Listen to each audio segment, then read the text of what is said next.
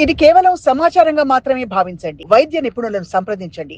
Hi hello నమస్తే welcome to Sakshi life మీ ఆరోగ్య నేస్తం. హైదరాబాద్లో పెరుగుతున్న డీహైడ్రేషన్ ముప్పు. డీహైడ్రేషన్ నుంచి మనల్ని మనం ఎలా కాపాడుకోవాలో ఇప్పుడు తెలుసుకుందాం. వేసవి దగ్గర పడుతున్న కొద్దీ హైదరాబాద్లో పెరుగుతున్న ఉష్ణోగ్రతలు డీహైడ్రేషన్ను తీవ్రమయ్యేలా చేస్తున్నాయి. ముఖ్యంగా పిల్లలు, వృద్ధులు, అనారోగ్య సమస్యలు ఉన్నవారిపై తీవ్ర ప్రభావం చూపిస్తుందని వైద్య నిపుణులు వెల్లడిస్తున్నారు.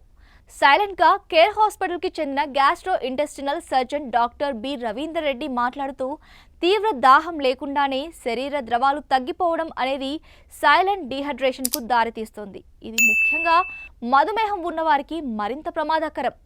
అలాగే ఎలక్ట్రోలైట్లతో కూడిన ద్రవాలు తీసుకోవడం ద్వారా శరీర సమతుల్యతను కాపాడడానికి సాధ్యమవుతుంది అని తెలిపారు. డీహైడ్రేషన్ ముప్పుతో అనేక సమస్యలు.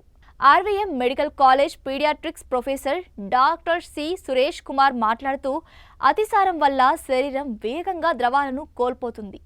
ఇది చిన్నపిల్లల్లో తీవ్రమైన దుష్పరిణామాలకు దారితీస్తుంది.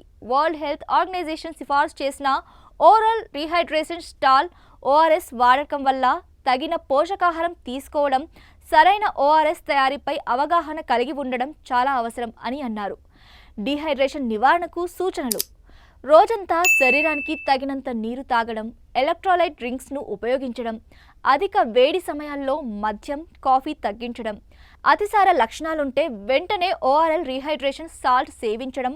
హైదరాబాద్లో వేడి పెరుగుతున్న వేళ ప్రజలు డీహైడ్రేషన్ ప్రమాదాన్ని తక్కువ అంచనా వేయకుండా తగిన జాగ్రత్తలు తీసుకోవాలని నిపుణులు సూచిస్తున్నారు.